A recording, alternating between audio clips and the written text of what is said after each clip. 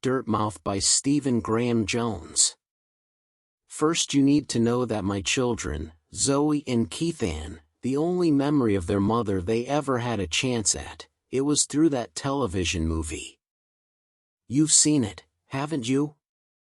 All of Colorado tuned in that night, for the story they already had from the news: woman battling postpartum depression attempts mountain cure.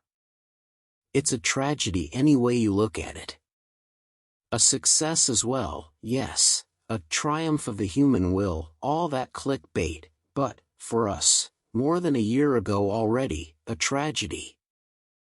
I don't blame Marion for it, though, officer, detective, sorry, and neither could I blame her depression or, of course, the twins. Especially not Zoe and Keithan. If there are to be victims here, then it's them. The second thing you need to know, probably, is that it was Halloween. So it's been 2 weeks, I know. If I could have hiked down, braved the chest-high drifts, I would have, believe me. And please also believe me that I was beating the drifts those first few days. Just, not downhill from the cabin, so much. I'll get to that. The reason I mention it was Halloween is that, sure, it's like Valentine's and Mother's Day and Christmas and the rest, commercialized to the point of death. But, unlike those other holidays, there's still something we instinctually respond to at that holiday, something more than the stimulus response we've had conditioned into us by an avalanche of marketing. Halloween's always been the night where the rules don't hold, hasn't it? It's like the world's night off. And we still kind of can get glimpses of that in the masks some of the older kids wear. In the movies that get recycled in October. Taken singly, it's all harmless, but considered en masse, I think it congeals into something darker, detective. I think the impulse we feel to lower our face into a mask for that one night of the year, it's our instinctual need to hide the true self we feel might surface, on accident. But, to get back to the cabin. It's 2 weeks ago now, and I'm taking my own version of the mountain cure, I suppose. What I've got planned is a whole month in Marion's parents' cabin with the kids, just me and them for once, with promises from her parents and sisters that there'll be minimal contact. You maybe have a handle on this kind of thing already, doing what you do and all, but after a mom dies, her whole family is right there every time you turn a corner. Casseroles and babysitting, that's pretty much what it comes down to. Because no way could any guy keep himself and his kids fed and washed and safe, right? Those first couple weeks after the funeral, okay, this was maybe the case. Not because I'm male, just because I'm human. I was down, I was despondent, I was pulling my hair. I was looking ahead to the next 17 years.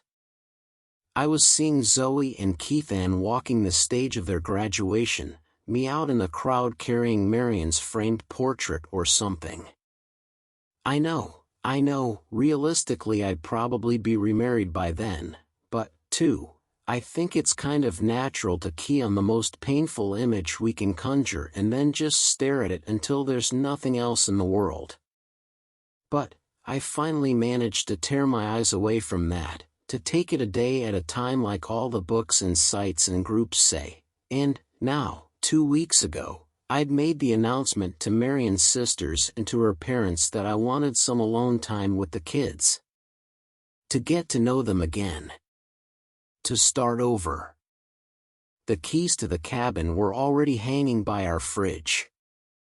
They were Marion's parents' wedding gift to all their daughters, kind of a family timeshare we don't have to pay into, just schedule. I scheduled most of November, right up until Thanksgiving, on the laughing provision to Marion's mom that, yes, I would dress the kids up, then video call so the grandparents could see their cute costumes. What kind of cabin has a satellite with enough of an uplink for video? The answer is, any kind of cabin Marion's dad, the retired but still consulting CFO, would build. It was a deal. I stopped on the way out of town to stock up on the kids' favorite crackers, on milk and eggs and microwave waffles, and I bought 2 all-in-one costumes for them, an inchworm and a happy devil. If you knew Zoe and Keithan, I wouldn't have to tell you which was which. They fell asleep on the drive up the mountain, of course, which I was so grateful for. Since they'd never been up that winding road, up to 10,000 feet, I didn't know if one or both of them would get carsick or not. And, single-parenting it, I had zero clue what I'd do with 2 puking kids in the back seat, facing the other way from me. Anyway, I bundled them one at a time into the cabin, started the fire crackling, ate a cold waffle. I should tell you the why of that, I guess. It's Marion. The whole time we were dating, probably a third of our dates were intense. And she always brought a single waffle in a hard plastic bin. There was never any actual space for in her pack. It was her prize, kind of. For pushing up this slope, for weathering that storm, for wearing wet socks all day. When she went up for the last time, she had a waffle with her, even though every ounce counts when you're on a rock face like she was. As for where she got the idea that pushing herself like that would battle the hormones left over from pregnancy, or coming on just then, that was completely her. No guru, no mystic, no books. Like her dad, she was fiercely self-sufficient. Had a book said that the best thing to battle postpartum depression with was life-risking physical exertion, she probably would have joined a knitting circle instead. But it was her idea, and she prepped for it the right way, got back in climbing shape ahead of what the doctors said she could do. Then she buddied up with Sheila from the rock gym, and, just like the movie says, one day they drove up that twisting road to conquer a mountain, one toehold at a time. And only one of them came home. That last image of Marion, of the actor playing her, is from that split instant after her fingerhold crumbles, when she's floating back into all that open space behind her, when you think that the mist from the creek, in full and spring melt mode, can maybe cushion her, catch her, deliver her safely to the ground. Instead, as all of Colorado knows, it just did what nature does, what the mountain's been doing for the whole history of our species. It swallowed her. Worse? Though bodies lost to the creek up in the canyon usually wash up down in Boulder, to great dismay and consternation, this time the waters didn't surrender what they held. But I'm not telling you anything you don't know. The search continues, all that. I don't keep track anymore, honestly. And after Halloween night, well, I guess this is where you're going to start doubting me. Where you're going to start thinking that there are paternal or spousal grief hormones that can pull a left-behind dad down as well. I'll agree with you, too. At least that far. And I appreciate the, I guess we can call it irony, of this not happening until I ventured back up into the mountain that ate my wife. And I guess that must have been lodged somewhere in my head. But, if you're thinking I just imagined all this, I beg you to reconsider. And if you think I'm making it all up to cover something else, then I guess I'm not surprised. I trust you, though. I came in here myself, didn't I? Not because you sleuthed me up, not because evidence was pointing to me and only me, and not because Marion's parents were nudging you. I'm here to tell you what happened Halloween night, 2 weeks ago. I had just taken the first cold bite of the one waffle I was allowing myself, for having made it this far past Marion's death. It was a made-up communion, I admit, something I was definitely doing in remembrance of her, when a shuffling on the porch presented itself. Because I'm a dad, the first place I looked wasn't the frosted window, but to the 2 car seats Zoe and Keithan were still sleeping in. When you're a dad, you make sure your kids are safe, and then you check on the rest of the world. Sure they were all right, I edged over to the window, saying it sing-song in my head, trick or treat. Not that there would be any trick-or-treaters at our altitude, at the door of a cabin only lit up maybe once a weekend, a cabin I'd needed 4-wheel drive low to get up. There was nothing on the porch. No little goblins or superfolk, of course, but no black bear snuffling at the base of the door, no lion eyeing the love seat swing, daring it to creak just one more time. Raccoons, I told myself, not really sure if raccoons hibernated. Because raccoons have hands, though. I twisted the deadbolt, and that was just enough sound to stir Zoe, who stirred Keithan. That's how kids are, right? You can play the song in your SUV at full tilt, sing along and cry with the memories associated with that particular song, and the kids just sleep. Then lock a well-oiled deadbolt and they're sitting up, wondering what that cacophony was. I didn't mind. If they weren't up now, then they'd be up all night. So I fed them and changed Keithan, and then, feeling ambitious, also wanting to keep all the hesitant just wondering if you made it phone calls from coming in, I suited them up, the inchworm and the little devil, and booted my laptop awake. It grabbed the network right off. That Marion's mom answered on the first ring told me that she'd been sitting there waiting. Marion's sister Denora was over too, and they crowded the monitor to see the kids. I held them up one by one and turned the little devil around, to show her tail, and I made sure my smile wasn't too forced. "Sure you're all right?" Denora asked when Marion's mom had traipsed off to help arrange suitcases for their annual November jaunt to Paris. Video calls are always fun for the first minute, then a chore for the rest of the conversation, and, with a kid on each knee, I told her we were fine, we were great. We were becoming a family again. And Marion was still part of it. This was enough for Denora. "I'll pretend the connection failed," she said, looking down to manipulate the mouse. "You wanted some alone time, I know." I nodded thanks, keeping my lips together, and she whispered by and terminated the call, leaving me blissfully alone for what was supposed to have been the whole month. I disconnected from the Wi-Fi as well, just to be sure nobody would be ringing in. Feel free to scavenge logs or anything from my laptop, but I can tell you now, as far as I know, the network was up. I just wasn't hooking into it. Does it look guilty to disconnect like that? Like you're trying to hide? I hope not.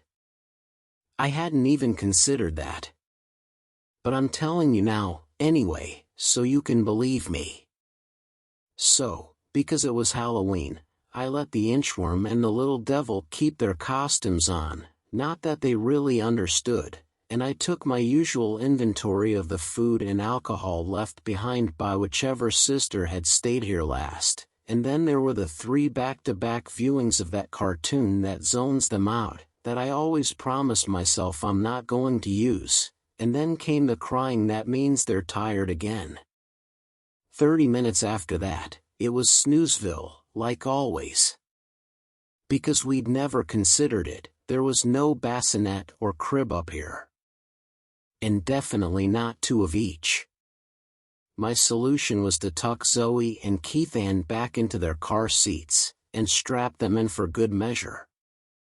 I imagined an avalanche scouring down the face of the mountain for us and 2 kids riding its crest in their car seats, their mother's children, for sure. My first glass of wine, I lifted it in memory of Marion. My second glass, there was a single knock on the door. Like a hand barely closed into a fist, then reaching across to lean on the door more than actually knock. I stared across the living room, trying to convince myself I hadn't heard what I knew I'd heard. Had Marion's mom hustled everyone up through the storm, because I wasn't answering a call? But I'd have seen headlights. I'd have heard snow crunching under all-terrain tires. It wouldn't be a lost hunter either, unless that hunter was really lost. Rifle season had closed 10 days earlier. I'd read about it in the paper. Game warden, maybe? Just knocking once? You're being stupid, I told myself, and hustled my own self across the rug, hauled the door open all at once, to prove how stupid I was being. Standing there was Marion. I know. But you've got to believe me. Marion Graves, who had fallen from a face of rock into roiling waters 14 months ago and likely been shattered on rocks, ground up by thousands of gallons of spring melt, was supposed to be lodged in debris somewhere in miles of underwater, only to surface this season or next. She was standing there before me in a ski outfit that was still in the garage down in town, a blank white mask pulled over her face, surely scavenged from some trailhead trash can. I think her eyes are what I recognized first. How she was using them to implore, how she needed me to recognize her, after all these months. If you're going to ask why I let her in, my first response would be simply that it was cold out there. The snow was swirling and skirling, nearly had my SUV drifted over already. My second response would be that her snow boots, moon boots, she'd called them when she'd first bought them, they were glittery wet, meaning she'd physically walked through some snow to get here, which I don't think I would have had the imagination to remember to do, were I making all this up. But my third response is really the only one that matters. She was my wife. And she was back. Marion, I said, exactly like a word I'd been holding back for too long now. When she opened her mouth under her mask, her whole face shifted, and instead of my name, there was only a creak. Had the mask not been there, I may, yes, have been privy to a cloud of moths unfurling past her lips or to a vomit of black dirt, or even the cold water that would have made sense. But, the mask. It was Halloween, after all, wasn't it? She draped herself around my neck, and I held her in return, my hands gentle, probing not so much for familiarity but for materiality, to see was she solid, was she real? She was. Even down to the smell I knew. She creaked broken words into my chest that I took to be her saying she'd missed me. I missed you too, I told her back, guiding us into the living room.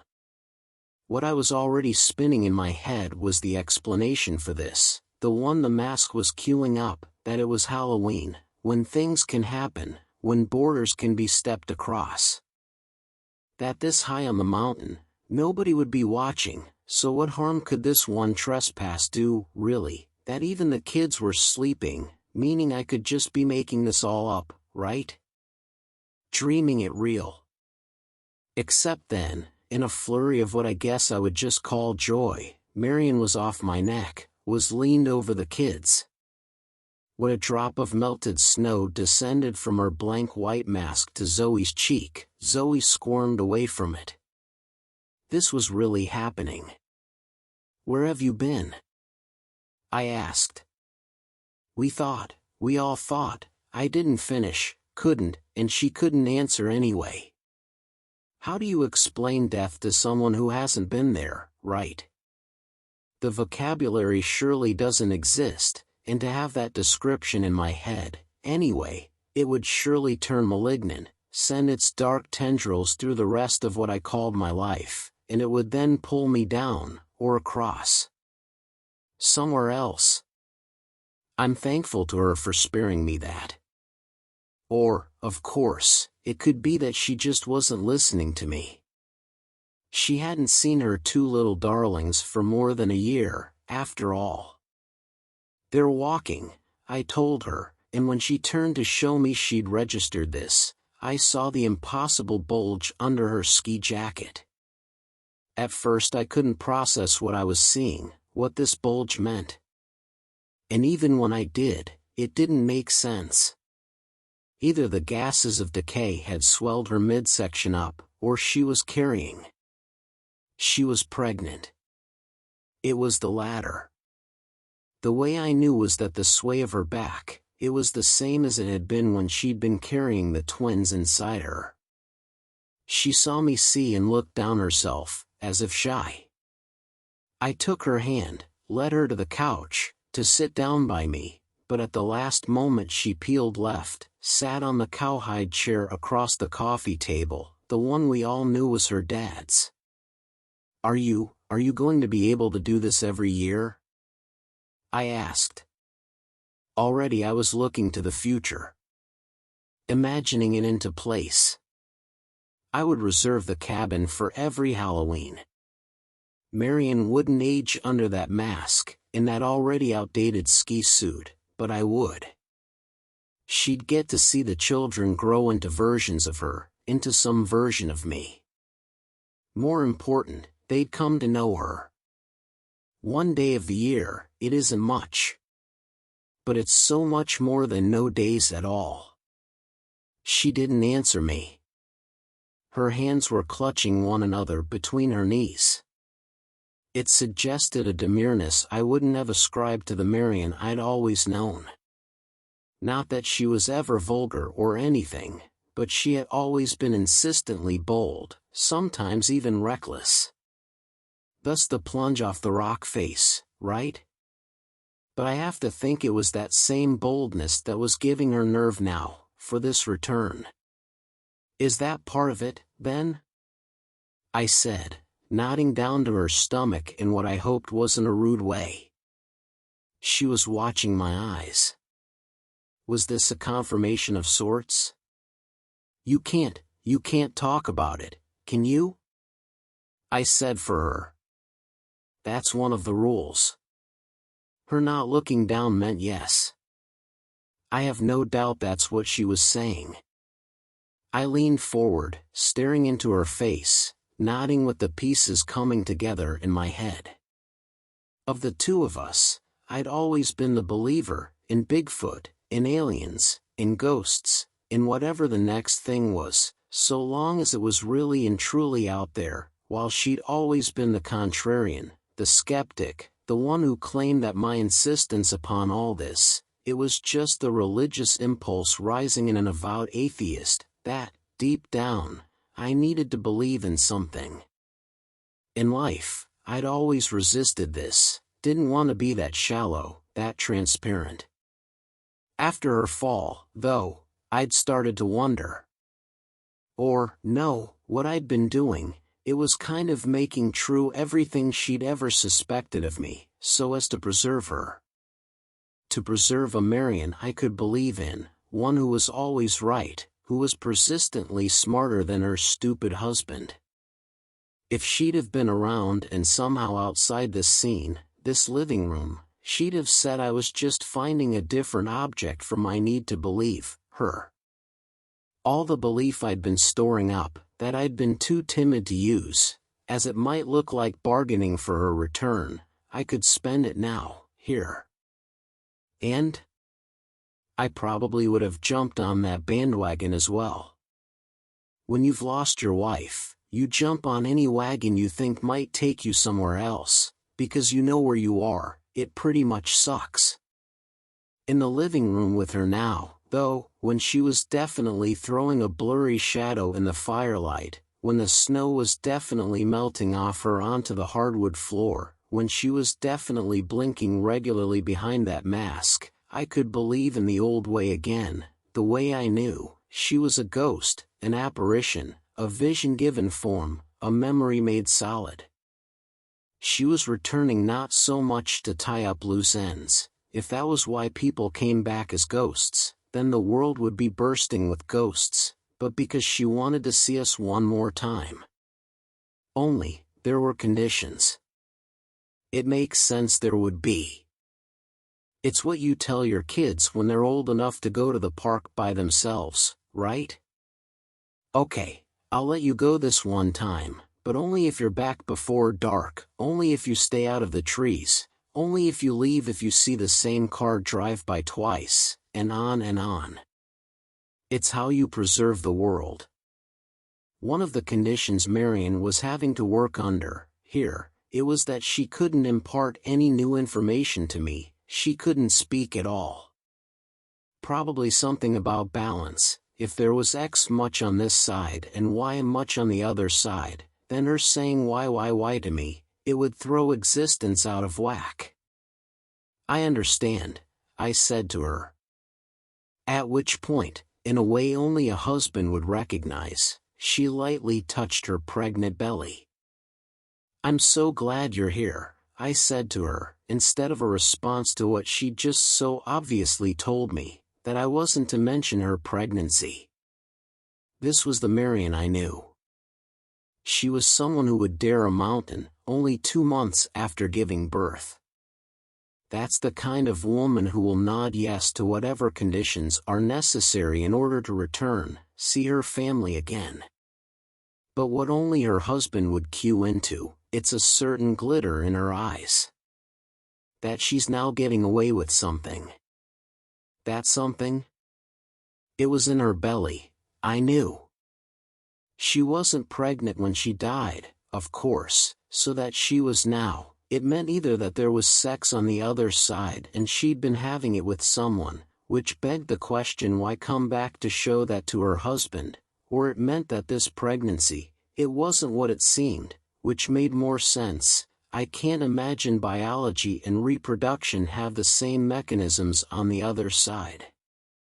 I ask you, detective, if your dead wife came back one last time, would you accuse her of adultery after death, or would you allow her something better than that? Keithan looks more like you every day, I said, to fill the room with patter.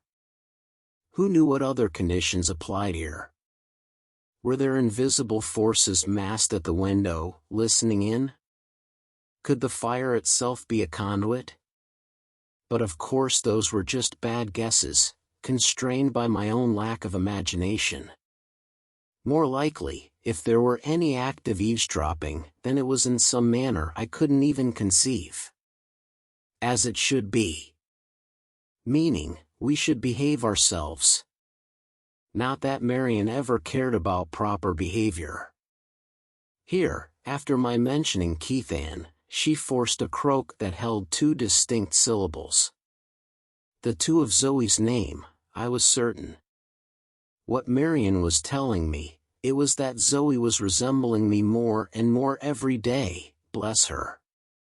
When Marion saw that I was hearing this as she said it, as she meant it, she, as if to prove she was still herself, threaded a loose bang back along the side of her head.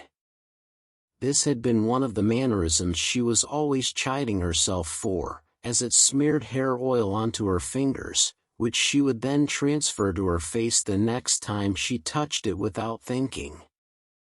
Only, this time, her hair stayed with her fingers. She held the loose strands on her knees and considered them. I said nothing about it. This meant that this visit was on a timer, of course. She could incorporate herself for only so long. And then she would begin to decay all over again. Already I could see the nailed bed of her index finger, bruising into black. Would she, as I watched, suffer again all the indignities of her fall? It doesn't matter, I told her, almost forcefully, as I considered it a declaration of my undying love. I would sit with her until she was bones, if need be. They made a movie about you, I said, smiling so she would get my estimation of that whole situation. She smiled, and looked into the fire. It'll pay for their college, I said, nodding over to the kids. She nodded that was okay, then. My guess is that the things that are important to us in life, they lose some of their importance in death. Can you eat? I asked, holding the rest of the waffle up. As if she was having to marshal things inside her so massive I couldn't even guess at them, she stared at this once-bitten waffle, considering it and everything it could mean, perhaps. But finally she reached an unsteady hand forward and took it with trembling fingertips, lifted it in thanks, and turned away, as she had to raise her mask for access to her mouth. Here I could have glimpsed her profile, seen the face I'd known for so many years, but, too, I had to think she wouldn't want me to remember her like that. So I looked away. Into the open door of the kitchen. Into nowhere. But I heard. The mask didn't just lift, it peeled, it clung. Moistly. When I saw in peripheral that she was facing me again, the mask back in place, I then had to watch her try to swallow that small bite of cold waffle. Maybe swallowing something you forget, when you haven't had to for so long. Or maybe it reminded her of the creek's waters. She set the rest of the waffle onto the table beside her father's chair. Neither of us said anything, but I knew we didn't have much longer. Meaning whatever it was she was smuggling across in her belly for us, for me, or just for the kids, she needed to deliver it soon, in the next few minutes. My dream, of course, spawned just while sitting there watching her decompose in front of me. It was that what she was bringing back, in infant form, it was herself. She was going to deliver the baby she'd been, 32 years ago, and then that baby was going to mature at an accelerated rate, in wide-eyed wonder, hidden away in this cabin, until, 2 or 4 or 6 years later, we could dress Marion up in weathered rags and find her back in the woods, where she'd been lost for so long, living on berries and grubs. Coloradans love a good survival story, and this one, it would be the best. Still, what kind of birth would this be, I wondered. Would Marion, momentarily, use her blackened index finger to slice the top of her belly skin open, and then pull a struggling, still dead infant up from it, for me to breathe life into? Because I would. Was this to be a more natural birth, one that would literally split her in two, leaving me to sweep up what was left so the kids didn't crawl through their mother later?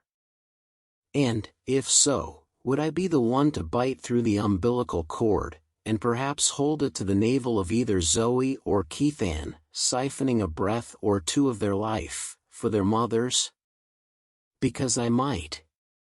Now Marion was darting her eyes around the room, at first lighting on the fireplace tools, perhaps gauging the sharpness of the ash shovel's edge, the fineness of the poker's point, but then moving on, to the next possibility, and the next, almost desperate. The cesarean, then. She needed to be able to open herself up to deliver herself, and could already tell that the nail on her index finger would only fold stickily back, were she to try to use it like that.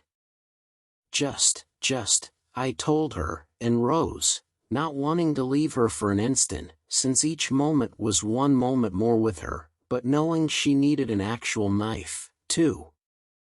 From the kitchen.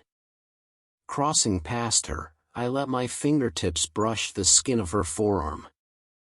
I shouldn't say this, I should leave this between me and her, but since I'm telling you everything, I'll include this, that one slight brush, that single contact. It explained to me why she'd sat alone in her father's chair, and not by me.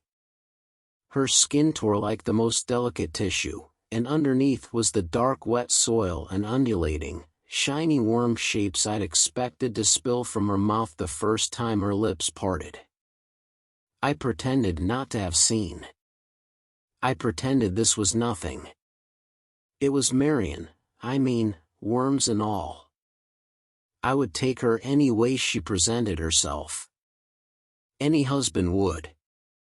In the kitchen, I of course found myself instantly entrenched in the same battle that had been being waged ever since Denora had her first son, child safety locks. They were on all the cabinets, all the drawers. They were why there were no sharp implements in the living room. And, because Zoe and Keithan were just starting to explore on their own 2 feet, my fingers were still too dumb to bend these locks to my will. So, in order to open this stupid knife drawer, what I had to do was come down to its level like always, to get a mental picture of the mechanism at play, which in turn reminded me how I had always been just such a mechanism to Marion. Bear with me for this, detective. I'm not just making it up. Of me and Marion, she had always been the smarter. I didn't mind, but I was appreciative that, when she needed to manipulate me to this work party, to that weekend with friends, she could always set things up such that she was playing on beliefs I already held, or could be prompted into, such that, in the end, when I agreed to go, it was more that I was convincing myself than that she was talking me into anything. To her I was as simple as this child lock. And, the thing was, she was usually right. The party did turn out to be important to attend. That weekend did turn out to be a good time. I pushed the button in the unintuitive way that opened the silverware drawer. There was no knife block, of course, as Denora's oldest son was a climber, and the instant the drawer sighed open on its plastic rollers, I realized that soil landworm interior I'd glimpsed inside Marion, wasn't that just what I'd been expecting? And had she, by saying nothing, by just directing her eyes around the room here and there, by wearing a mask that would focus all my attention on where and how she looked, had she allowed me to fill all the empty or dead places in the conversation with wish fulfillment? With my own fantasies? I mean, initially, and without hesitation, I'd accepted her presence, her return, but did that then crack the door open on everything I wanted to be true, such that it all came spilling out, past my ability to effectively hurt it? Conditions indeed. Wasn't it just like me to ascribe rules on the return of a dead wife? And, is it not pure unadulterated wishful thinking that would allow me not just to believe that my wife is smuggling her own self out of the realm of death in her own stomach, but that I needed to assist her by coming into the kitchen to retrieve her a knife? My throat dropped into my stomach. That's what it felt like. Marion? I said, loud enough to risk waking the kids. Instead of a reply, a lone pine needle dislodged from the baseboard under the cabinet the sink was sitting in. It was dislodging because of a slight draft. The slightest of drafts. Still holding the knife, I rushed into the living room, saw only black and white cowhide where Marion had been, and the mask upon it, its backside unspeakable, and even then the story I was already spinning in my stupid, idiot head. It was that she'd known she was going to dissipate, and, not wanting to make me see that, had tricked me into the kitchen in her way, such that she could leave unseen. I was partly right. The front door was open. And the table the kids' car seats had been resting safely on, it was empty. I fell to my knees but was up just as fast, crashing through the front door, immediately miring in the snow already up to my waist. There were no tracks to follow, detective. What I did find, finally.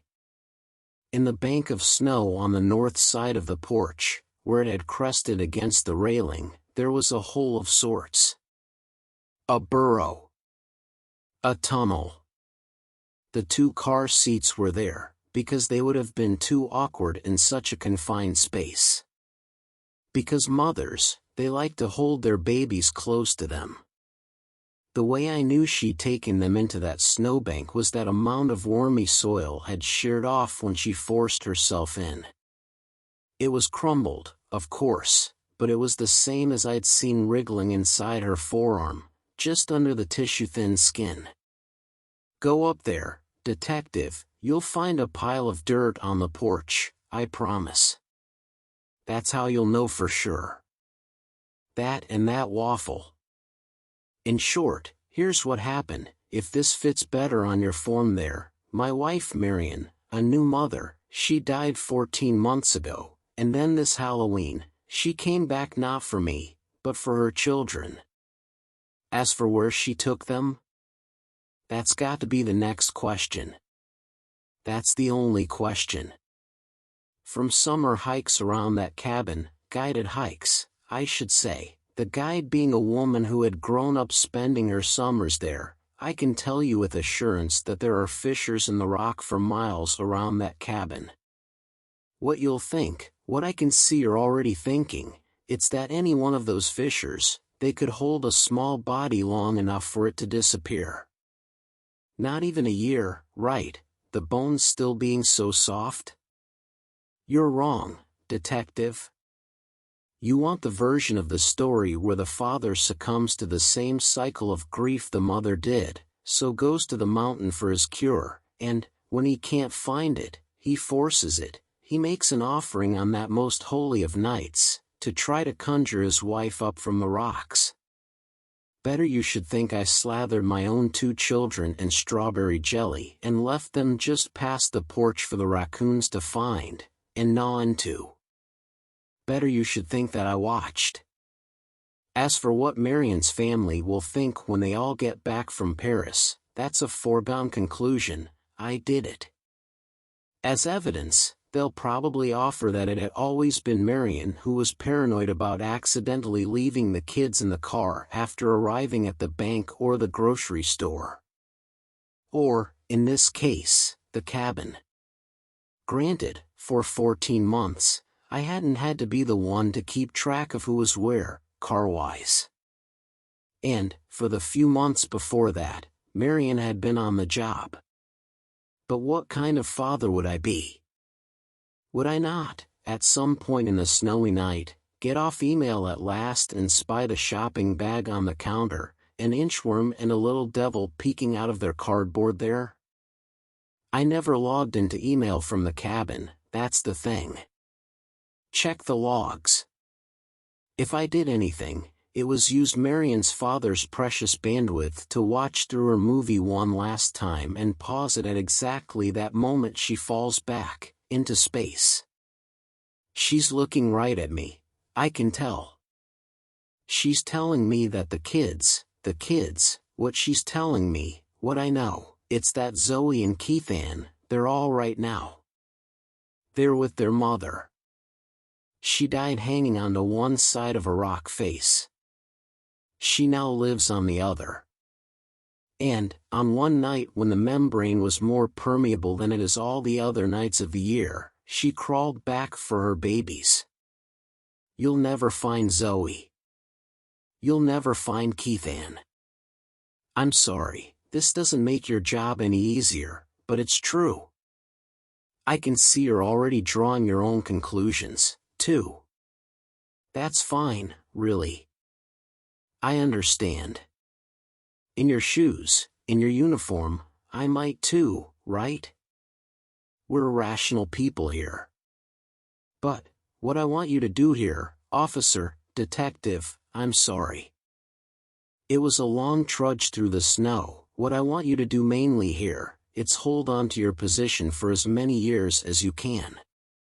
Or, if you hire away, or retire, then keep a line of communication open back to here.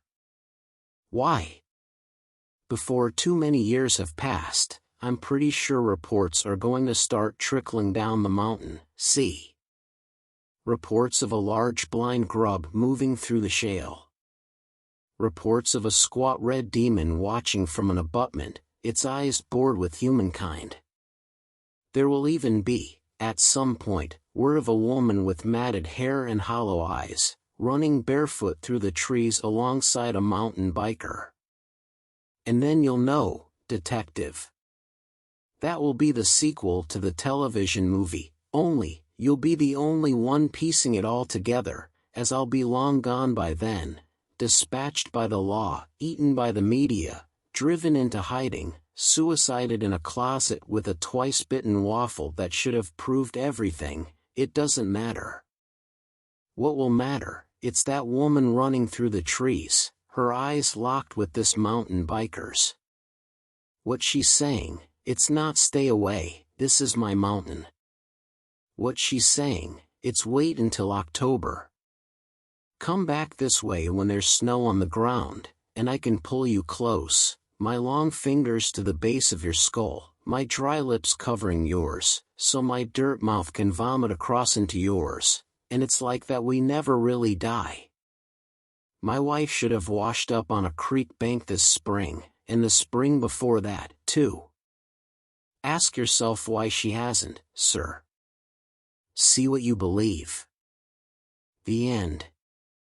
Next story. How to kill a celebrity. A hot wind swept up from the Mississippi as Annie Watkins entered Channel 5 through the employee entrance. Barely a year out of school, she hadn't expected to hear back from Nola's favorite news at all, let alone in the same week as her interview. The job hunt had been arduous, but with any luck it was finally over. Annie thought, and not for the first time, about destiny. After a wait of a few minutes, a man named Ray Smart met her in the foyer, introducing himself as her supervisor. She laughed aloud, elated by the news, before rushing to apologize for the outburst. After so long working at the City Park Muffuletta stand while looking for a job in her field, she could finally tell them she was done, unless, of course, she screwed it up acting crazy on her first day. Ray gave her a tour of the station. She'd been to several TV facilities the past year, almost literally begging for unpaid work, but had never gotten the full tour. When Holly Weathers, a fitting name for a meteorologist or an adult film star, strode past them in the hall, beaming her sunny smile on them, Annie found herself a little starstruck, but she managed to conceal it well. Ray was friendly in a businesslike way, chatty about colleagues and staff, but never offering gossip. Annie, with a pad and pen, took notes of things he seemed to feel the need to stress. Rotating shifts, days and afternoons, with overtime as required. Annie came back on Monday to meet the man who'd be training her.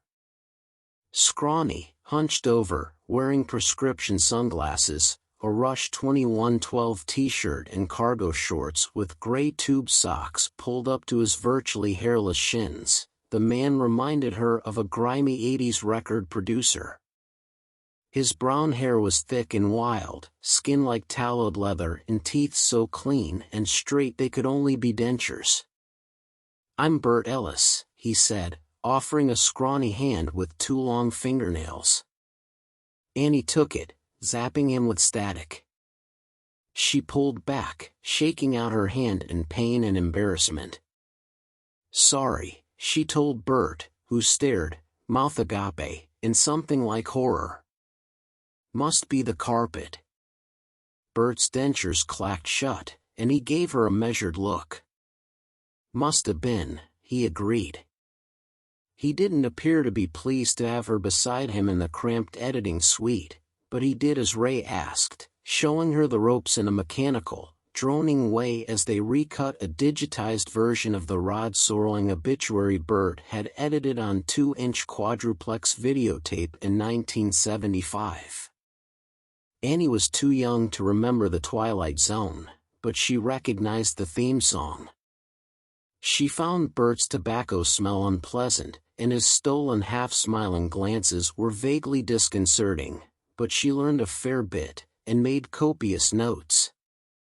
During lunch, the two of them sat side by side in the cafeteria, eating without conversation. After lunch, more of the same, a methodical recitation of information and demonstration, after which Annie showed him what she'd learned. "Close enough for cable," Bert said at 5 minutes to 6, pushing out of his chair. "That's enough for today. Hasta mañana. I need a fucking drink."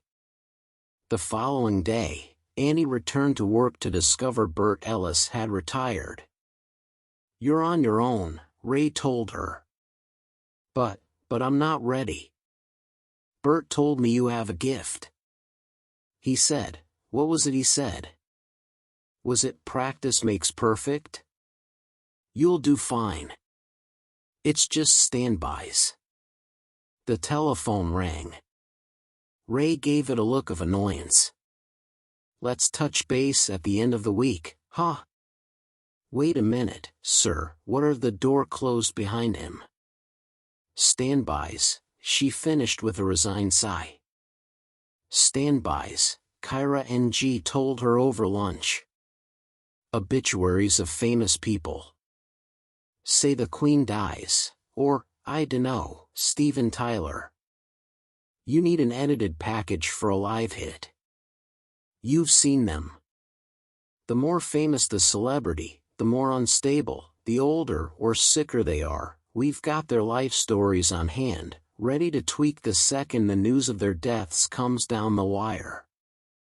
The cafeteria was noisy, every seat packed with techies, office workers, and on-air talent. The sports team took up the table next to them, chatting and guffawing in the phony-sounding way they did during color commentary. Annie found it difficult to hear.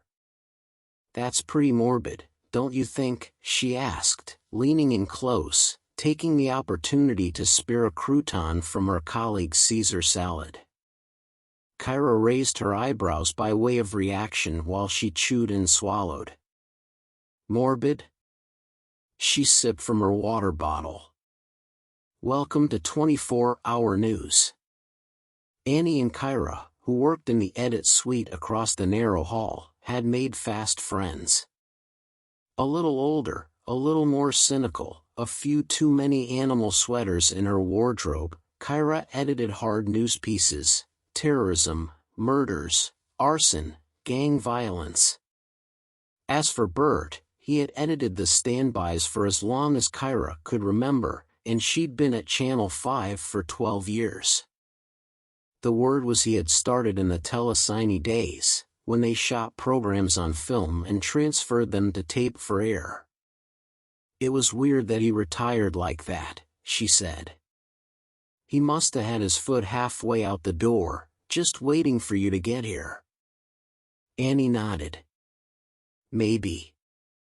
She recalled his strange sidelong glances. At the time she thought he'd been ogling her, but now she had to wonder. Anyway, you'll do fine. That's what Mr. Smart said. Kyra laughed. Mr. Smart.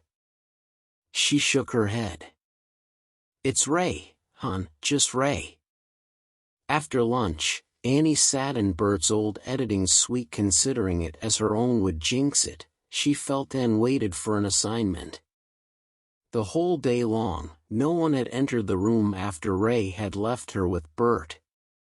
She hadn't thought anything of it then, but after hours of twiddling her thumbs in front of the identical wavy backgrounds on the two computer monitors, she started to wonder if she'd entered the twilight zone herself.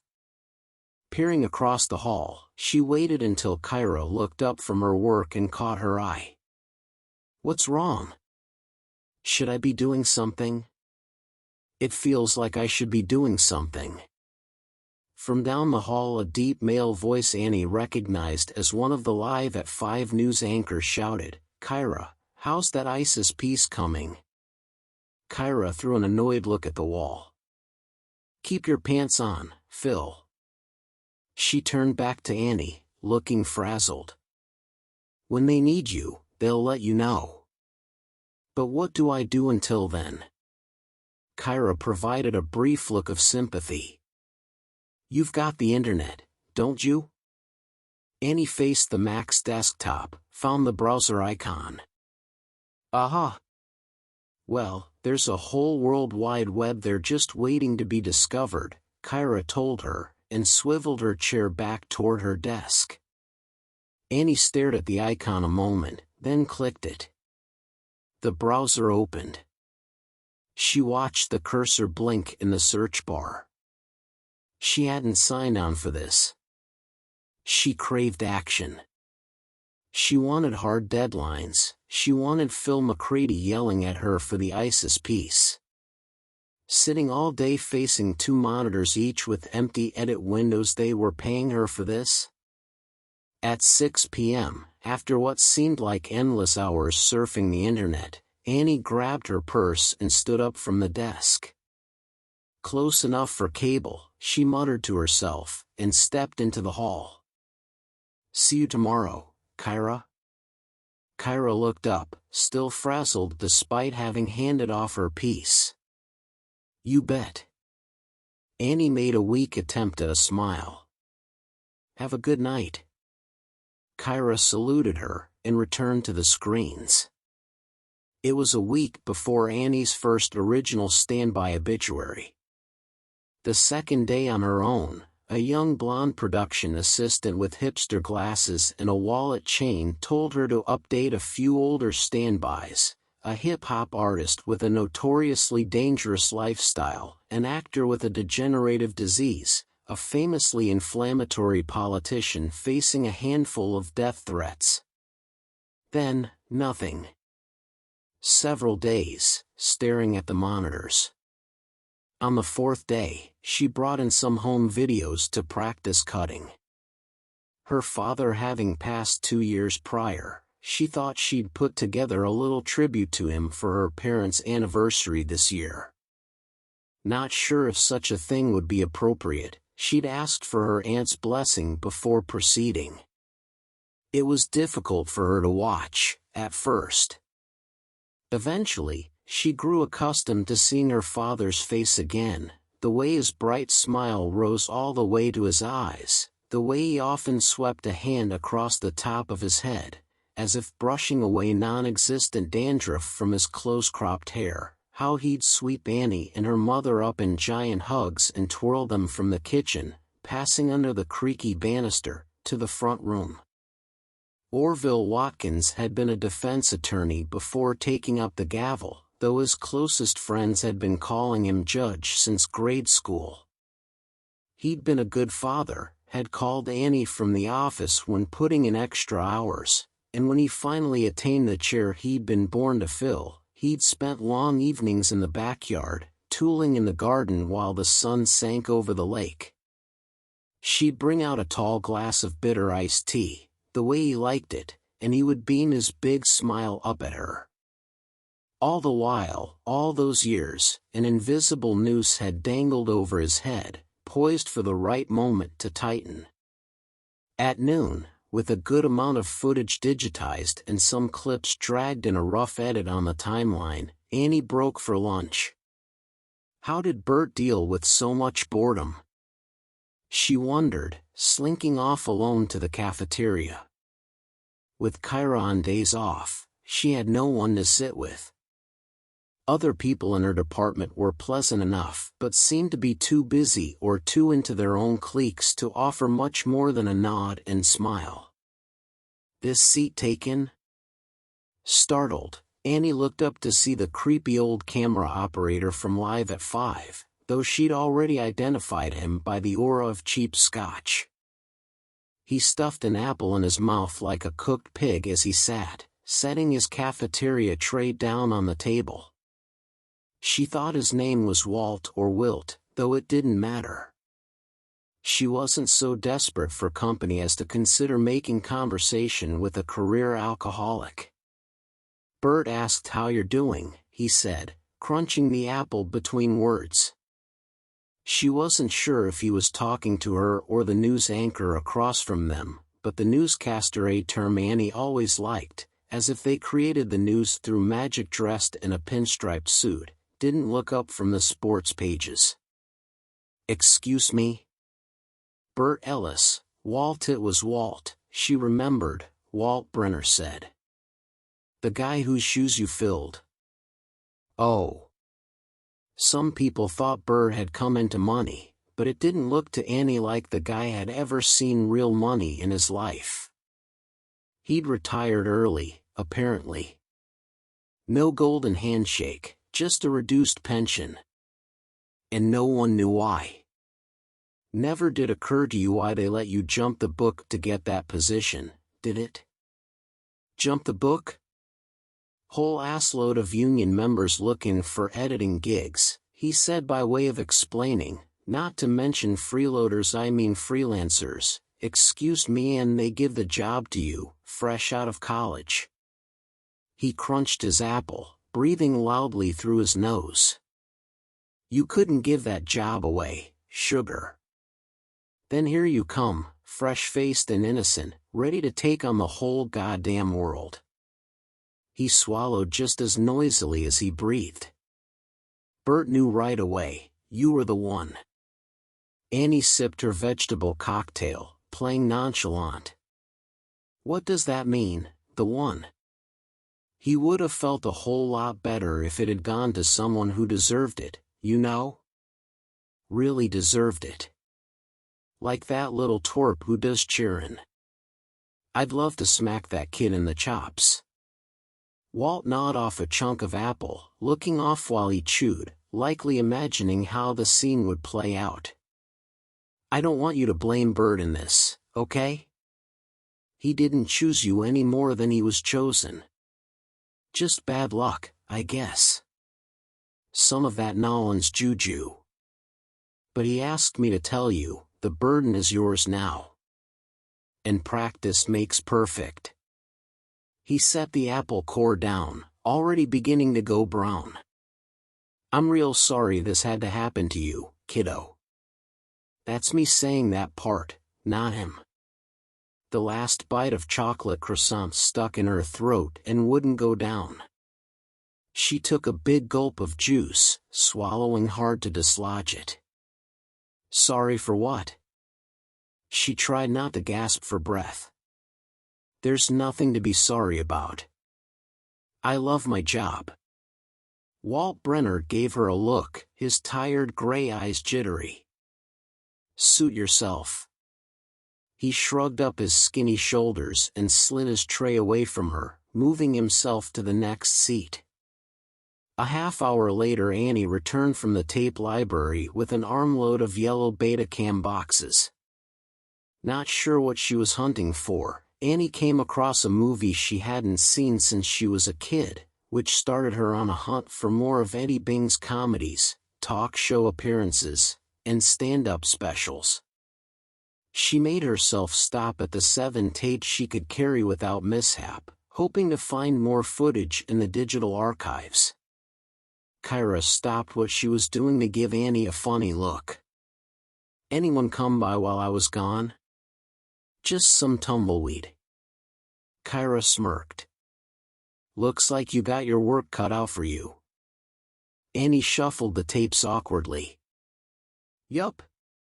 That'll be the time someone gives me an assignment, right? Don't count on it. She stacked the boxes beside the old VTR, and, one by one, began racking through the tapes, looking for the best clips to digitize. With headphones on, her laughter at Bing's antics drew the attention of Kyra. You all right in there? Remember that movie Cool Feet? Kyra sneered. Ugh. I hate Eddie Bing. So corny. Annie shrugged. I like it.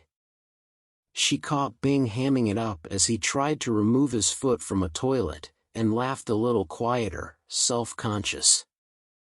Kyra shook her head, while Bing ended up slipping out of his shoe and fishing it out of the toilet, only to be caught by his fiancée's father with the dripping loafer in his hand. Annie cut the footage together into what felt like a fitting tribute, a good mix of Bing's comedy performances and dramatic roles, with sound-ups in all the right places, ending on a slow-mo clip of his famously awkward smile, and fade to black. Something jingled down the hall toward the edit suites. Shuffling feet on the carpet stopped at her doorway.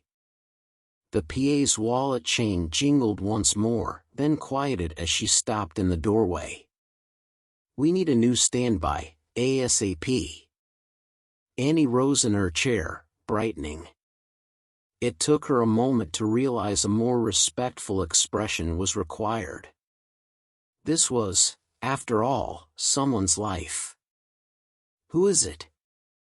The P.A. Hillary. Annie recalled from her first day notes, caught a look at the monitors, and staggered back a step.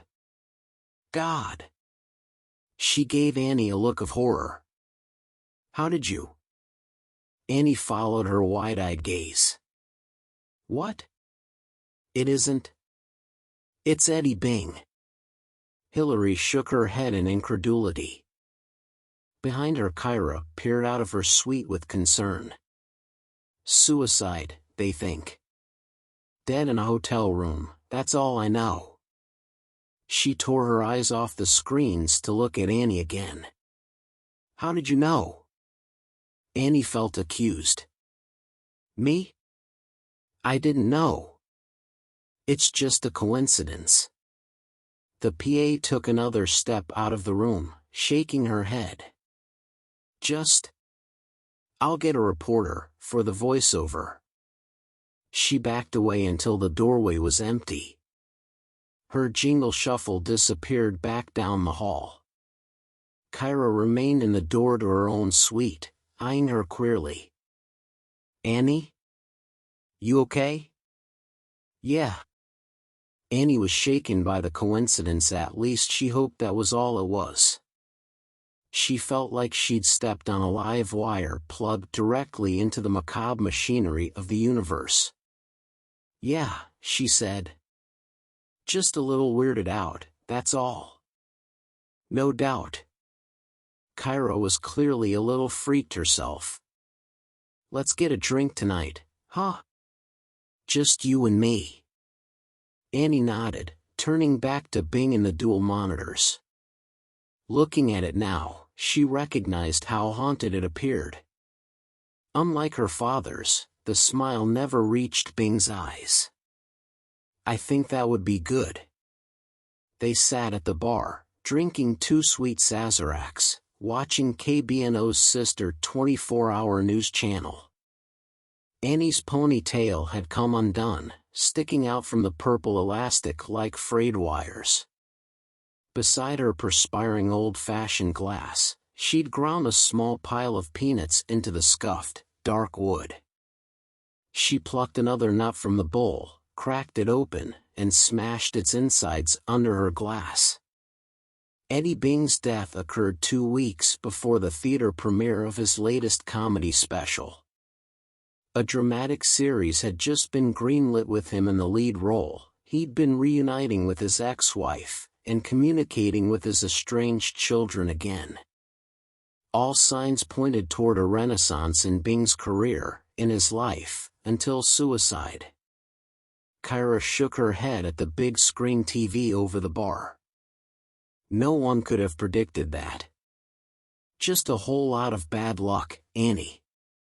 It happened at the same time. A troubled look crossed Kyra's face before settling on a sympathetic smile. Coincidence. Hung himself, just like. Like? Annie simply shook her head and crushed another peanut. The anchor repeated that more would be revealed about Eddie Bing as it was discovered, then through to the 11 p.m. news. Annie's standby was the first piece. Turn this up, Kyra told the muscular bartender. When the segment ended, she turned to Annie, their faces washed in blue light from the TVs. No matter how you feel about it, that's a hell of a package you cut. Annie said nothing, merely sipped her drink. Hey, it took me 8 years to make the top story, Kyra told her. You did it in 6 days. Are you trying to make me feel better, or worse? Kyra shrugged. Little of both, maybe. I'm totally jelly. Annie allowed herself a grin. Her companion nudged her with an elbow. There's that smile. She turned toward the bartender's gleaming bald head. Bartender. When he turned, she shook her glass. Another 2 Sazeracs, poor favor. It really is good, isn't it? Annie asked when her companion's attention wandered back from the bartender's tight jeans. Too good, Kyra agreed with narrowed eyes. I better watch out. You might make a standby of me, and take my job. Annie slugged her in the shoulder. Kyra cackled, rubbing her arm. I'm totally kidding. It's not funny. Dead serious, Annie scowled until Kyra could no longer keep a straight face, and the two of them busted out laughing. The bartender gave them a peculiar look, only making them laugh harder. Annie came in hungover the next morning, the licorice taste of absinthe still on her tongue. She stood in the doorway to her edit suite. It was hers now, no denying it, and peered in at the equipment. Green lights flickered in the dim room, lighted by the overheads in the hall. Nothing particularly menacing about anything. And yet, a groan from behind shook her from the edge of psychic distress. Krya shambled toward her, baggy eyes and hair a mess. I am so tired. Me too. Kyra stepped past her into the dim room and flopped down in Annie's chair. Annie imagined latches clamping down on Kyra's wrists, the chair swooping her toward the desk, the twin monitors turning themselves on like the eyes of a malevolent animal rousing from sleep. But the monitors remained dark. Kyra looked up at her in mild curiosity. What ya doin'? She asked, drawing out the words in sing-song. Annie shook her head, temples throbbing. Nothing. She following Annie's gaze toward the monitors. Annie, it was a coincidence. It's just a bunch of. She plucked the mouse off the table, set it back down. Harmless junk. She flicked on the monitors, one after another. They brightened to their wavy backgrounds and tiny icons, not malicious eyes, not a cackling malevolent demon trapped behind the twin screens. Annie nodded. Of course it was a coincidence. Of course. She hummed the Twilight Zone theme. Kyra squeezed her aching temples while the two of them laughed. A metallic jingle moved toward them. They both turned with identical looks of dulled shock. Annie, we need a standby for Eleanor Harrison, Hillary said, not daring to meet Annie's eyes. You guys look like shit. What happened? This was Kyra. Annie couldn't speak. You guys didn't hear? She's on the news right now. Kyra changed the input on the small monitor beside the VTR. Without sound, all they saw was a black man in his mid to late 50s speaking somberly from behind a podium. Behind him was Eleanor herself, 53, a tad overweight but otherwise healthy, hugging her grown children, who in turn hugged her grandkids. The story swept along the bottom of the screen. Pastor and civil rights leader Eleanor Harrison cancer diagnosis shocks family and friends, celebrities lend support. Shocked into action, Annie got to work, scouring old library tapes for clips of Harrison in sermons, interviews and debates, protesting another black youth gunned down by white police officers, shaking hands with Maya Angelou and Queen Elizabeth. Watching the highlights of this uncompromising woman's life, Annie couldn't help but feel genuine sorrow. Harrison was one of her parents' heroes and her own. She cut a suitable tribute for the woman, sweetened it with somber music, and had Phil McCready sit for a voiceover, all the while bothered by the look on Hillary the PA's face when Annie handed the Bing standby to her. After work, she puttered around the apartment for hours, trying to get the Harrison standby off her mind. Couldn't happen twice, she told herself, a mantra on repeat. Inevitably, she ended up opening one of a stack of photo albums. A photo of her parents made her smile, young and in love in the 80s, Orville with his short Jerry curl, her mother's blonde hair in Bo Derek cornrows that dangled over her dashiki dress. Exhausted, Annie finally fell asleep on the sofa with the book in her hands, missing the 11 p.m. news by 11 minutes. She woke early the next morning, but still had to rush to get to work on time.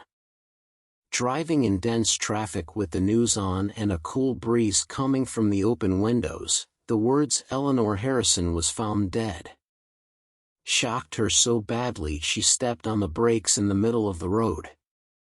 Horns bleated by on either side, vehicles swerving to avoid collision. Annie sat rigid behind the wheel, breathing shallowly, unable to think beyond those terrible words "found dead," let alone make the movements required to signal and pull off onto the soft shoulder of the road. She couldn't go back to work. Couldn't face that room, those monitors. Fear got her moving again. She pulled into the Raising Cane's lot, told the on-call scheduler she was ill and wouldn't be able to make it in for her shift the next day, then speed-dialed Kyra's cell. "Hey, sweetie." There was compassion Kyra's in her voice. Still at work, she'd obviously heard the news. "You okay?" "I'm fine," Annie said. "You wouldn't happen to know Bert Ellis's home address, would you? That old creepazoid?" "Oh yeah, me and him were tight." "Kyra, I'm serious." A moment's silence. "There's a master list and scheduling. Let me go see if he's still on it. Call me back." "I will," Kyra said, responding to the urgency in Annie's voice. "Are you coming in today?" Annie told her she wasn't. Probably a good idea. People are really creeped out about that standby, especially after bangs. Although I think most of them are just jealous you made top story twice in 2 days. Annie sat in the car, peering out at the red and white blur of passing traffic. Twice could still be a coincidence, she told herself. Couldn't happen again. Her ringtone startled her. Got it. Kyra rhymed off Bert's address. Be careful, Annie. He's one odd duck. I'm not entirely sure he's not a serial killer. I'm not entirely sure I'm not one, Annie thought. She offered thanks instead of voicing her concern. Bert Ellis lived in a boathouse in the West End. The next morning, Annie parked beside his truck in the small lot up the road, gold metallic paint with a cap on the bed and a bumper sticker declaring editors do it non-linearly. Bert's Twiggy mail order and her stripper girlfriend answered the door in a kimono.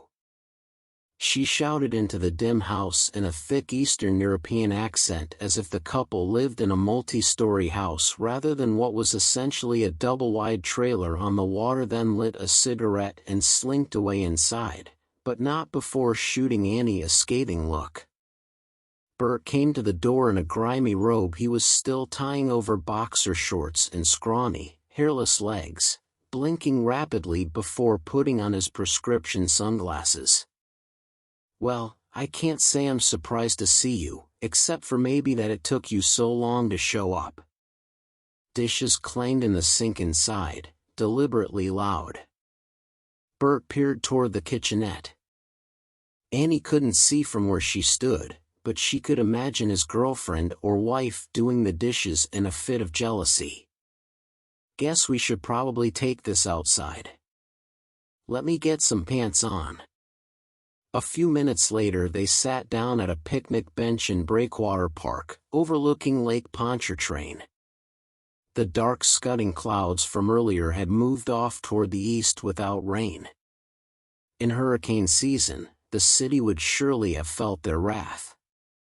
Nearby, children shouted and scurried while their mothers gabbed. You're scared, aren't you? He stuck an unlit smoke between his lips with a sheepish grin. Why did you leave so suddenly? I take it you're not ready to talk about this. Annie held her tongue while Bert lit his smoke. It was the 70s when I started at Channel 5, Bert told her, back before all that 5 means live bullshit, when we still called it KBNO. We were still smoking in the studios, and everybody, I mean everybody, was on coke. He dragged on his smoke. That's what I passed it off as, at first, some paranoid dope fantasy. Annie didn't ask what he meant. There seemed to be no point in pretending she wasn't scared out of her wits. The Sorling standby, the one we worked on last week? That's the one that really got under my skin. The first handful, it was easy enough to pass them off as coincidence. With Sorlings, I couldn't shake that feeling like standing on a live wire, Annie said. Bert agreed with a solemn nod, blowing smoke as he squinted out at the clear, flat water. How are you sleeping? Any nightmares? I don't sleep well. No, I wouldn't imagine. That'll change. You'll get used to it. I don't want to get used to it. Annie watched a little girl in a polka-dot dress chase 2 boys around the swing set. I keep thinking it can't be real, it couldn't be me causing this to happen. Except for that feeling. Bert butted out his cigarette on the picnic table. I used to think the film caused it. When Sorling died, KBNO still had a lot of old footage on film. We had to transfer to video with a process called telecine before we could cut it for air. They probably taught you about it in school. They did? Good. I thought maybe it was the silver gelatin, you know. Silver's been thought to have magical properties for centuries. Personally, I think it's a bunch of bullshit, but back then I was grasping at straws. And hell, this was Rod Sorling we're talking about. The guy practically invented shit like this. June 26th I cut that obituary. Sorling was my 3rd standby. We knew he had heart troubles. By then he was already in the hospital. Docs were talking about open heart surgery. These days that's nothing, but in those days, it was a huge risk. It took him 2 days to die from that last heart attack on the operating table, but I knew. I knew, that last one was because of me. But you must have done hundreds of obituaries since then. Every one of them died? Only the completed standbys seem to do it. Think of it like casting a spell. It ain't gonna work without reading the last few words, will it? But you did it again? Bert raised his t-shirt Meatloaf's bat out of hell to reveal a long white scarf from his right hip to the middle rib on his left side. Ouch. You said it. I flew the coop after Sorling died. He mimed a plane taking off with his right hand, an unlit cigarette poised between his fingers. I wanted to get as far away from the Big Easy as possible, but I knew I couldn't stand those New England winters. Miami seemed like a good start. Took the airlift flight from New Orleans International. This was long before they changed the name on a rickety old DC-8. Annie didn't know where to begin. She couldn't imagine why he would have come back, burdened with the curse she now bore herself, and told him so. He grinned. Guess you never heard about Airlift International Flight 208. Annie admitted she hadn't, but she was starting to feel as though she knew what happened. I swore to myself I wouldn't do another standby. Not a single one. I quit without a day's notice, just up and left. Packed a bag, hightailed it. I got on that plane feeling, blessed relief. About as close to whatever you want to call a religious experience as I'd ever felt. I was 20 years old. I didn't know shit about God. But when that plane took off, I felt like I could join the seminary and be perfectly content for the rest of my life. He lit the cigarette. Took a long drag, long enough for the ash to curl. Weren't up in the air 10 minutes before the trouble started. There was this loud boom, and suddenly the plane is leaning on its side. Not just women and children screaming, but grown men. Hell, I was screaming. Those of us who hadn't fell into the lap of their neighbor or into the aisle were hanging from our seat belts. They told us later that an engine blew. But I knew different. He narrowed his eyes at her. It was pulling me back. It wouldn't let me leave until I was done. Annie merely shook her head. I prayed like I never have in my life. I promised I'd go right back to work if whoever was in charge of all this would spare my life. I meant it, too. And just about the time I'd finished promising, the pilot managed to get that bastard horizontal again by some force of sheer luck, and we water landed in the Gulf just past Chandela Sound. If we'd been any closer to shore, no doubt the gators would have been eating leftovers for weeks. Out of 127 passengers, 53 of us made it, including 2 stewardesses, without whom we all would have drowned. Everyone in the cockpit died. Everyone in the front of the plane died. Miserable, groveling excuse for a sack of shit me made it out alive to kill again. And God help me if I didn't think that someone like me had already cut the story for the late news. That someone had, through the same sort of magic or what have you that made me cut the sorrowing obituary, caused that DC-8 to drop out of the sky. That's... Annie didn't know how to describe what he'd told her, so she merely said, "Wow." Bert uttered a morose chuckle. Honey, that is the understatement of the goddamn century. And you know, there isn't a day goes by I don't wish I'd died in that crash. That it ended, whatever the hell it is, with me on that plane in 1975. Cut to 40 years later, Annie said sardonically. More like a long cross dissolve. All told I've killed 38 people. I wish like hell I'd had the guts to kill myself. Annie's father might have amened to that. Of course, having sent an innocent man to the chair in 1990, and having later discovered the deceased's innocence through DNA evidence linking the murder rapes to a man already doing time for aggravated assault, Judge Orville Watkins had hung himself from the banister in the Watkins family home. Executioner was her family legacy. Why me, Bert? Why did it have to be me?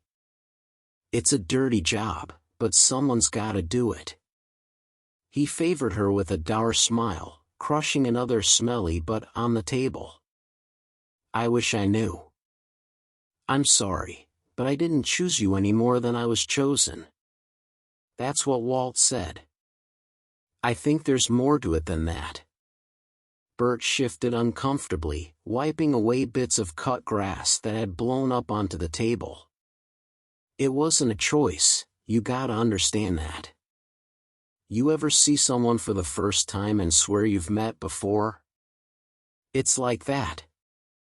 First time I saw you, day you brought in your resume, I passed you in the foyer and knew I knew you were the one. I gave my notice that same day. Then when we shook hands. The spark. Passing on the torch. Old Jewish fella by the name of Ham Gottlieb ended up blowing his brains out with an antique Ruger after passing on the hex or whatever it is to me. I mean, this guy survived the Holocaust, and he couldn't hold another week with what he'd done. You think it's a curse? Annie, I wish I knew. This is powerful shit you're dealing with. I mean, this thing survived film, videotape, all the way into the digital age. Who knows, It could have existed before film. Maybe the guy who passed it on to Gottlieb wrote obits for the Times-Picayune. All I know for sure is you don't just quit on it. I learned that the hard way. He slipped the end of a cigarette out of the pack. Not another one, Annie said. Please. Bert shrugged, tapping the butt back inside. She thanked him. Her lungs thanked him. I still don't get how you knew they'd pick me. They could have picked anybody for the job. Same way I knew my time was up, and for the same reason Oldham Gottlieb picked me out of every kid who put in an application, I suppose. He traced out the symbol for infinity with a finger on the table. After a moment, he looked up at Annie again. Way I figure, they don't know they're doing it. Probably think the decision was theirs, when they hired you. When they hired me. But it's not. They're just playing into the hands of fate. Annie shook her head. So there's nothing I can do. I just have to what? Wait 30 years for that feeling to hit me? Pass it on to the next poor kid who drops off her resume?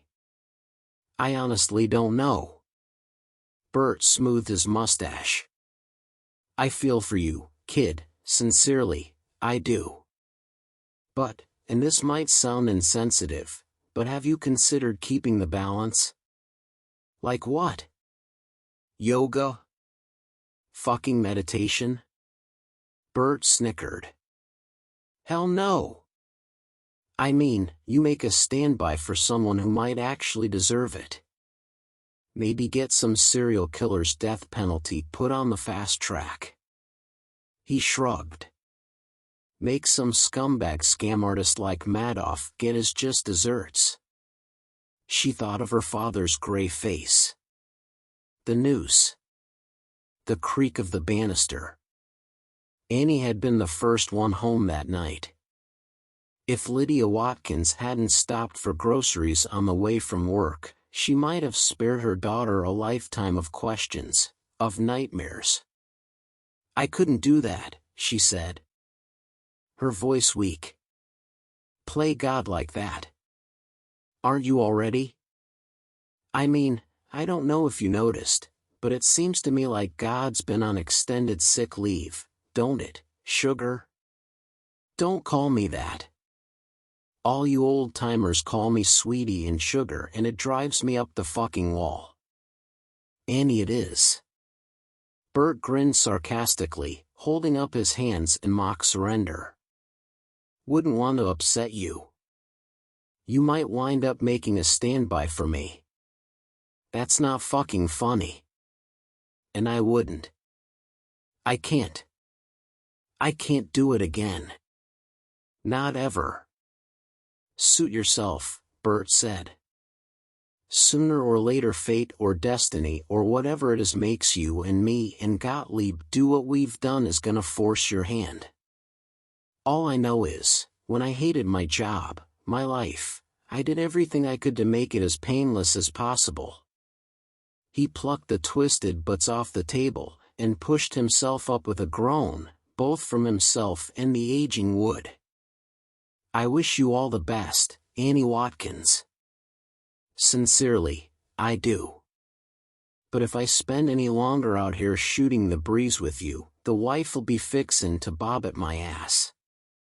Annie watched him go, shrinking into the distance across the long expanse of grass, the weight of helplessness pressing down on her, stopping her from chasing after him and screaming at him until her throat was raw. The table creaked as she stood herself, creaking like the banister, like the noose around her father's neck. She wondered, and not for the first time, if suicide was her legacy, too. Maxine Watkins kept shop in Bywater, selling Central African-inspired art and sculpture out of her home. Fat little terracotta heads with bug eyes and fish-like mouths were her biggest seller. One even graced the contemporary Louisiana art exhibit at NOMA. As a child, They always reminded Annie of the illustration from the books of Roald Dahl. Maxine poured her niece a glass of iced tea, then sat on a small stool at the work table. She did good business with her art, good enough to move into a larger home in Algiers or the Garden District, but she'd lived in the sliver by the river long before her name became known in the local scene. She had her studio, her kiln out back, and a small living quarters in the Camelback upstairs, and that was all she required. Annie sipped her tea. Bitter, the way she liked it. "What's on your mind, child?" Maxine asked, kneading a large hunk of clay. "You didn't come all the way out here to drink my tea." A ghost of a smile crossed Annie's lips. "No, I didn't. But I would, you know. It's that good." Maxine waved the compliment away. "Is this about your job? I never did congratulate you, did I?" "No. Thank you, Andy Maxie." "Well? Are you going to tell me, or would you have me drag it out of you?" Maxine wore her hair in a scarf, and her overlarge, brightly colored shirt couldn't hide the many paint stains and smudges of dried clay. Annie had always admired her aunt's artistic abilities, but she'd never envied her wardrobe. In snug blue jeans and a white t-shirt, Annie felt underdressed. She told Maxine everything. "Well, that's quite the tale," Maxine said, pushing aside another fat little head ready for the kiln. "If you weren't your father's daughter, I wouldn't believe a word of it." "You believe me? I've never known you to lie, even when you should have. You didn't come to tell me a story, though, now did you? You came to see if I could speak to the Loa on your behalf." Maxine was the only family member who practiced what Annie thought of as authentic Louisiana voodoo. Annie's father had disavowed it, ashamed of the commercialization and skeptical of the religious aspects, although her grandparents had been traditionalists, like Maxine. Annie had loved Maxie's sculptures and paintings, but the hoodoo charms, the dolls and gree-gree in her aunt's bedroom, had always intrigued her most. She'd often wondered if they were merely decorative, or if Maxie had ever used them. Tears stood in Annie's eyes. "Please," she said. They fell, moistening the clay in 2 spots on the table. "I can't live like this." Maxine took her niece's hands. The dried clay felt chalky against Annie's skin. Maxine held them firmly, glittering green eyes fixed on the deep brown of Annie's. "Though it works through modern tools, this evil is old, Annie. Make no mistake." Annie shivered. Despite the late spring heat, the warmth from her aunt's hands was just about the only place she didn't feel cold. "Can you help me?" Maxine kissed her fingertips. The warmth spread to Annie's wrists. "I can try." The halls of Channel 5 were virtually empty when Annie brought Maxine through. The security guard on duty looked up from whatever he was watching behind the big desk and gave them a nod. Annie used her card on the door and held it open for her aunt. "He's cute," Maxine said once they were safely behind the door. "For you, I mean." Annie shook her head, proceeding down the main hall. Maxine followed, lugging the cloth bag onto her shoulder, glass clinking inside. A spiral staircase took them down toward the newsroom. As short as the two of them were, they still had to duck under the ceiling. The overheads came on as they entered the carpeted hall leading toward the edit suites, startling them both into an embrace. Maxine clucked her tongue. "Look at us. Scared of the lights."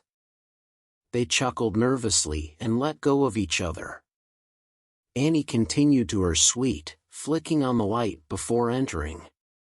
Maxine settled her bag on the chair. I expected something more ominous. This. Is it cursed? Annie wondered. We'll find out, won't we? Auntie Maxie opened up her bag of tricks. She brought out the candles first, white and black, a half-dozen of each. To send the evil back from where it came, she'd said while taking them off the shelf and packing them into the bag. Next came the checkered cloth in red and white, which she laid on the chair, setting the fat candles atop it. Red and white. Those are Papa Legba's colors, she explained. Annie repeated the name as a question. You'll see, Annie dear. Maxine began marking out a large circle on the carpet, a cross in the circle. Can't do this without the cosmogram, Maxine explained, reacting to Annie's mortified gasp. She laid the cloth over the center of the cross, placed candles at the ends of each line. She removed 2 tall wine glasses from the bag, a bottle of water, a bottle of white rum, and a clay pot painted red, then placed them on the cloth. She poured water into one glass and stood it in one of the pie-shaped areas she'd chalked, and the contents of the rum bottle into the second. Into the bowl, she placed a handful of salt water taffy, a cigar, and a tea candle. She scattered some coins beside it. For the offering, she explained. Maxine poured water into a rag, and held it out to her niece. You might want to cover the smoke detector.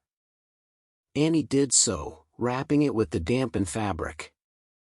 The two of them lit the candles together, then Maxine stood in the circle, holding out a hand to Annie. Annie took it. Stepped into the circle. In the silence, the hall lights went out. They turned to each other, momentarily frightened. Somebody ought to do something about those lights, Maxine said. Annie agreed with a nod. Maxine led Annie in reciting the Lord's Prayer, Hail Mary, and the Apostles' Creed. Once finished, she let go of Annie's hand, got down to her haunches, and raised the bowl. Odiu Legba, she cried, holding out the bowl to the 4 directions. Papa Legba, open the door. Open the door for me, so that I may pass. Annie listened to the dull hum of electricity, watched their flickering shadows on the wall. There was no live wire feeling tonight, senses dulled by too much crying, too much worrying. Open the door, your children await. The monitors flickered on. Annie sucked in a nervous breath. We wish to speak with the Loa. We wish to speak to Baron Cimetière. Video was already playing in on the twin monitors.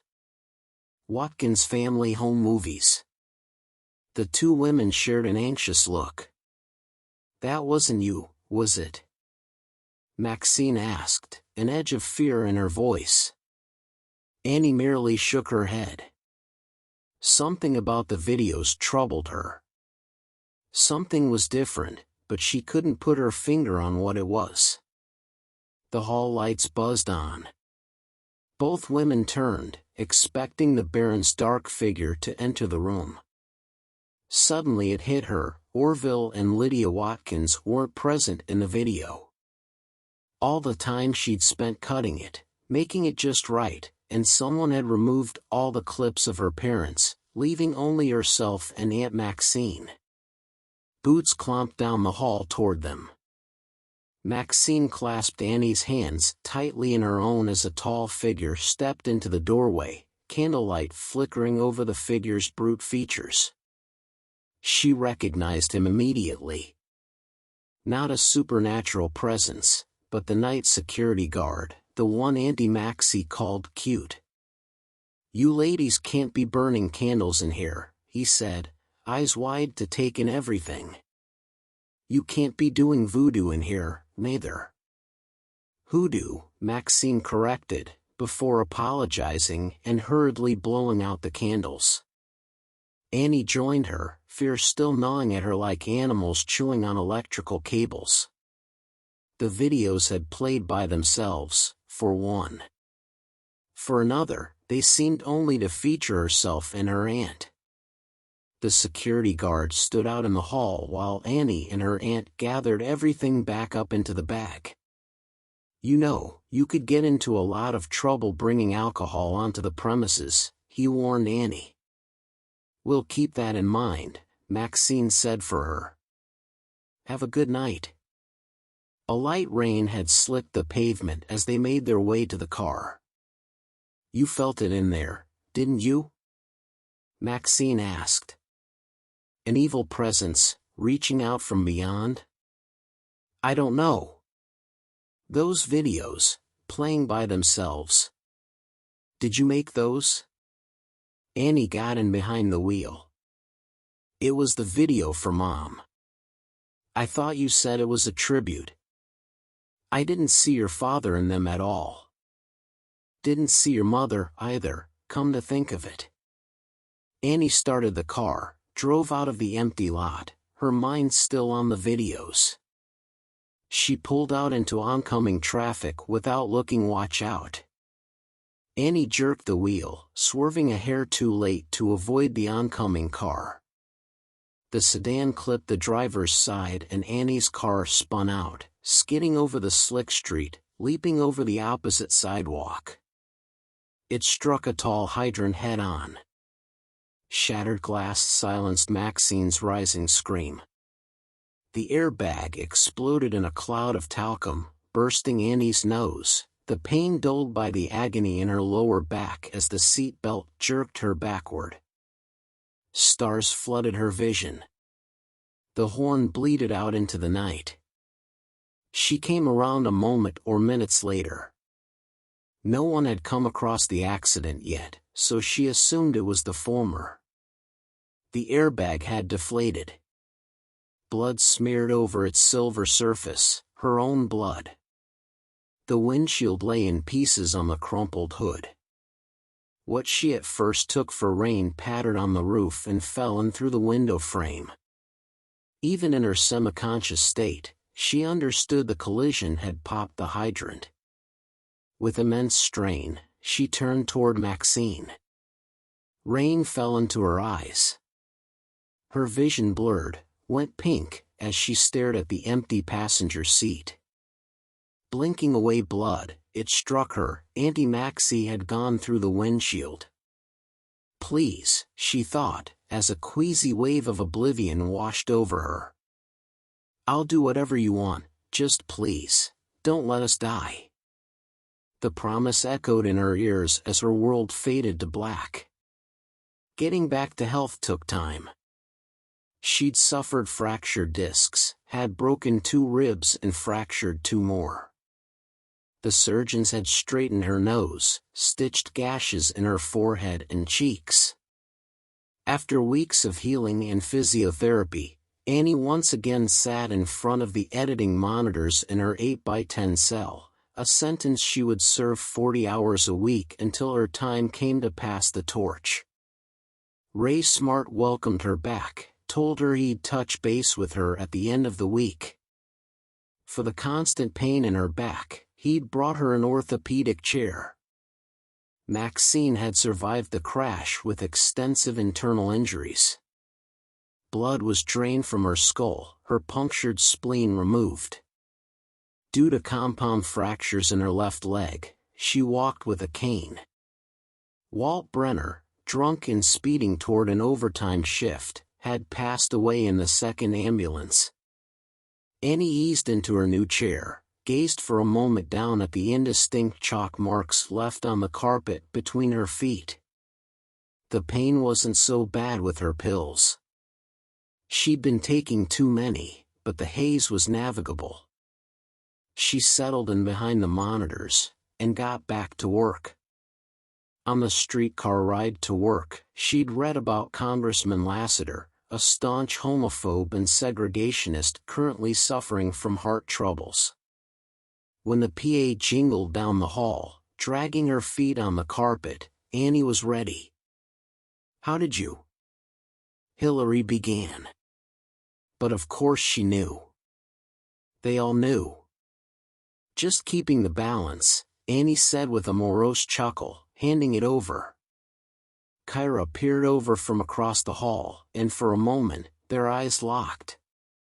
She turned away quickly without expression, and the PA crept out of the room, standby in hand, glancing back at Annie until she was gone.